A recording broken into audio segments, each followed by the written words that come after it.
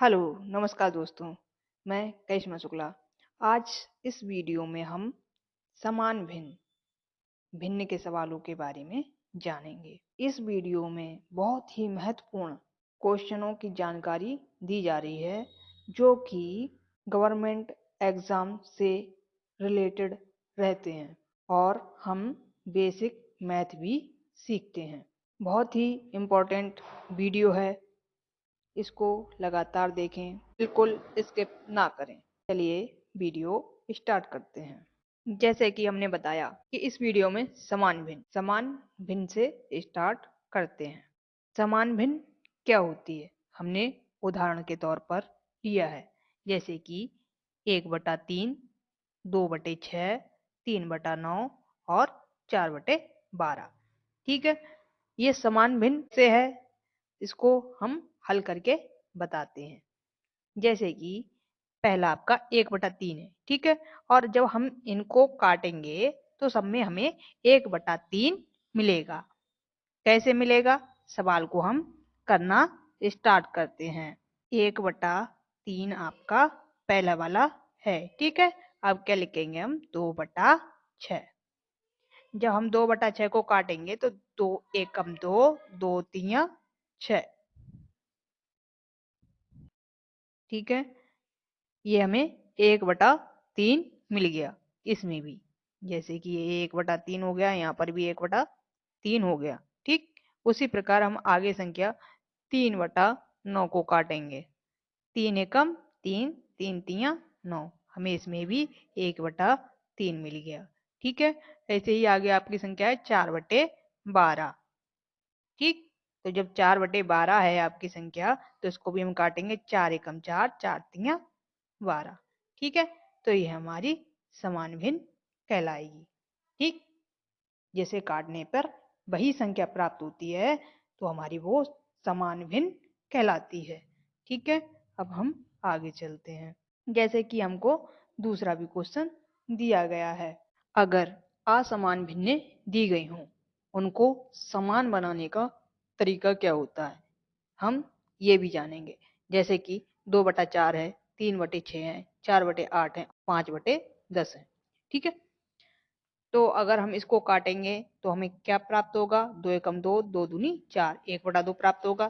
3 एकम 3, 3 दूनी 6, इसमें भी 1/2 प्राप्त होगा। और 4, 4 एकम 4, 4 दूनी 8, ठीक है। इसमें भी 1/2 प्राप्त होगा। 5 एकम 5, 5 दूनी 10, ये भी। और हम इसको दूसरी तरीके से हल करते हैं, ठीक है। दूसरा तरीका क्या है, जैसे कि आपका पहला 2/4 है, तो हम क्या करेंगे, इसमें गुणा कर देंगे 2 से अंश और हर में। तो ये कितना आ जाएगा आपका, 2 दूनी 4 और 4 दूनी 8, ठीक है। इसमें हमने 2 से गुणा कर दी। अब क्या करेंगे हम, 3/6 है, ठीक है। इसमें हम क्या करेंगे, अंश और हर में 3 से गुणा कर देंगे। कितना प्राप्त हो जाएगा हमें, 3 तिया 9, 6 तिया 18, 6 तिया 18। और आगे की क्या संख्या है आपकी, 4/8। हम बता रहे थे कि अगर हम काटेंगे 2 एकम 2, 2 दूनी 4, 1/2 हमें प्राप्त हो रहा था।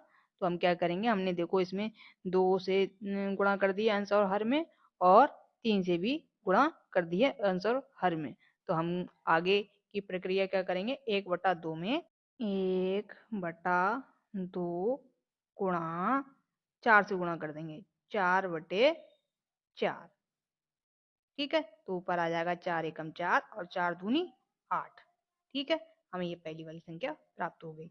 ऐसे ही क्या करेंगे, 1/2 में 5 से गुणा कर देंगे अंश और हर में।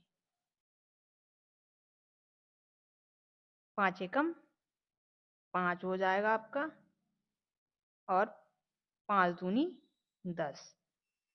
ये आपका सेकंड स्टेप है, जब भिन्नों को हमें समान भिन्न में बदलना हो तब हम इस प्रक्रिया को अपनाते हैं, ठीक है। अब हम क्या करते हैं, आगे चलते हैं और आगे देखते हैं कौन से सवाल दिए गए हैं। अब सवाल आया, निम्नलिखित भिन्नों को उनके न्यूनतम रूप तक घटाइए।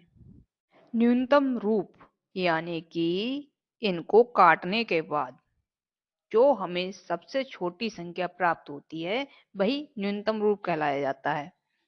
अब पहली संख्या हमको दी गई है 3/6, दूसरी संख्या दी गई है 6/15 और तीसरी संख्या दी गई है 15/20 और चौथी संख्या दी गई 14/42 और पांचवी संख्या दी गई है 18/27। ठीक है, तो हम क्या करेंगे, पहले इन संख्याओं को काट लेते हैं। जैसे इसको हमने काटा 3 एकम 3, 3 दूनी 6। ठीक, इसका हमें कितना प्राप्त हुआ, 1/2। अब हम इसको 3 से काट लेते हैं, 3 दूनी 6 और 3 पंजे 15। ये हमें प्राप्त हुआ 2/5। अब इसको हम काटेंगे 5 से। 5 तियां 15, 5 चौक 20, तो ये हो गया आपका 3/4। अब हम इसको काटेंगे 7 से। 7 दूनी 14, 7 छंग 42, ये अभी और कट जाएगा, 2 एकम 2, 2 तियां 6, तो ये हो गया 1/3। अब इसको भी काट लेंगे 18/27 को। इसको हम काट लेंगे 3 से। 3 छक 18, 3 नेम 27, ये अभी और कटेगा, 3 दूनी 6, 3 तियां 9, तो ये हो गया आपका 2/3। ठीक है, इसको बोलते हैं हम न्यूनतम रूप।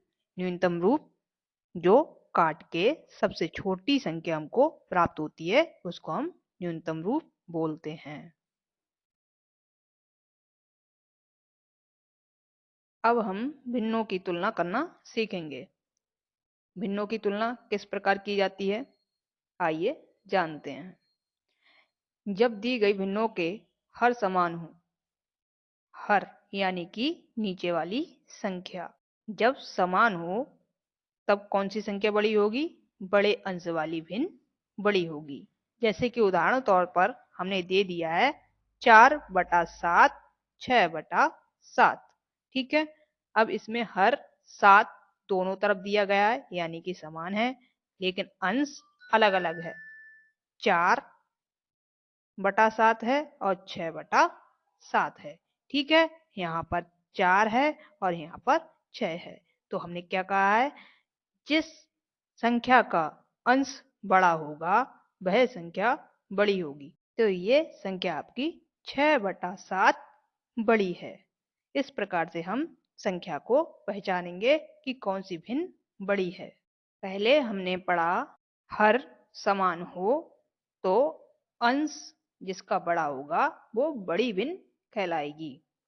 अब जिसका अंश समान हो तो छोटे हर वाली भिन्न बड़ी होगी। इस चीज को याद रखना है। जैसे कि उदाहरण तौर पर 5/7, 5/9 दिया है। इसमें दोनों में 5 समान है, दोनों तरफ 5-5 है, लेकिन 5/7 इसमें 7 हर है और 5/9 9 हर है। ठीक है, तो इसमें क्या कह रहा है, छोटे हर वाली भिन्न बड़ी होगी। तो छोटा हर कौन सा है, 7 वाला, तो यानी कि 5/7 आपकी बड़ी भिन्न। देखिए ये सवाल दिए गए हैं, जैसे कि लिखी भिन्नों को आरोही बढ़ते क्रम में लिखिए। अब हमें आरोही क्रम यानी कि बढ़ते हुए क्रम, पहले सबसे छोटी संख्या, फिर उससे बड़ी, फिर उससे बड़ी, फिर उससे बड़ी लिखनी है। अब इसमें अंश समान दिखाई दे रहा है आपको। ठीक है, यहाँ पर 5 है, ऊपर 5/17, 5/5, 5/11, 5/8, 5/19। तो अब इस संख्या को हमें बढ़ते हुए क्रम में लिखना है। तो किस तरीके से लिखेंगे, सबसे छोटी संख्या को आपको देखना है। तो सबसे छोटी संख्या आपकी कौन सी होगी, जिसमें हर भिन्न होंगे। सबसे बड़ा हर होगा वो आपकी छोटी संख्या कहलाएगी। ठीक है, इसलिए हर किसका बड़ा है? 5/19। ठीक है, तो 5/19 में हम लिख लेते हैं यहाँ पर 5/19। ठीक है, ये सबसे छोटी हो गई। अब इससे बड़ी संख्या कौन सी कहलाएगी? 5/17,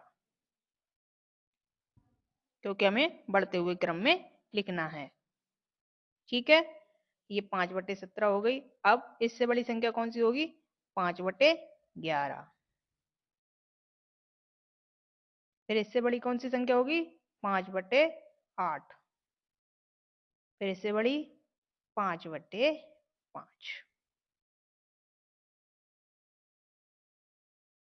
ये हमारे आरोही यानी कि बढ़ते हुए क्रम को हमने लिख दिया है।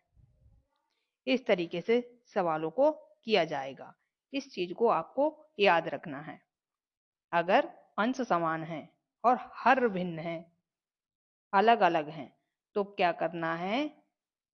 सबसे छोटी संख्या देखनी है। तो अगर हर बड़ा है तो वो आपकी सबसे छोटी संख्या कहलाएगी।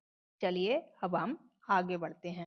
इसमें कह रहा है लिखी भिन्नों को अवरोही यानी कि घटते हुए क्रम में लिखिए।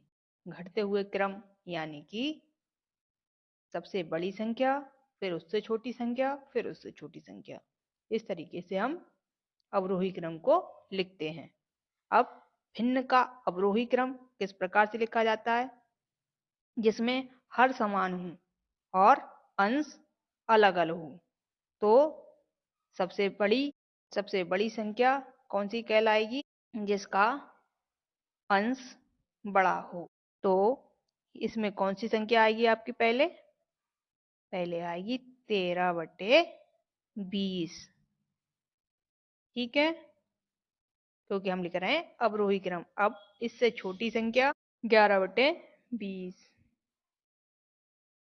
फिर इससे छोटी संख्या 9/20। फिर इससे छोटी संख्या 7/20। फिर इससे छोटी संख्या 1/20। इस तरीके से सवालों को किया जाता है। इसका थर्ड पार्ट पाने के लिए हमारे चैनल को लाइक, सब्सक्राइब और शेयर करना ना भूलें। Thanks for watching my video.